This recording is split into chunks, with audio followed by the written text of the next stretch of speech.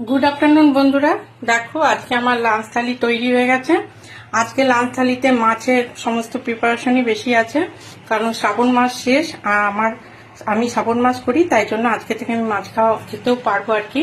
দেখো আজকে লাঞ্চের মেনুতে কি কি আছে। গরম গরম সাদা ভাত, এখানে হচ্ছে ঘি করলা ভাজা বা কাঁকরোল ভাজা, এখানে ইলিশ মাছের লঙ্কা দিয়ে তেল করেছি, ইলিশ মাছের তেল এটা।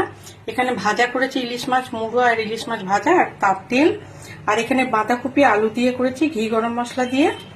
আর এখানে করেছি সর্ষে ইলিশ করেছি ভাপা, সর্ষে ভাপা ইলিশ করেছি। এটা খালি সেপ কাঁচা লঙ্কা উপর দিয়ে কয়েকটা দিয়ে দিয়েছে, সর্ষে দিয়ে ভাপা করেছি। এই হচ্ছে আজকে আমার লাঞ্চ মেনু। তোমরা কে লাঞ্চ করলে অবশ্যই ভিডিও দিয়ে দেখবো আমার লাঞ্চ মেনু। তোমাদের কেমন লাগলো অবশ্যই কমেন্ট করে জানিও। ভালো থেকো, সুস্থ থেকো। এই পর্যন্ত।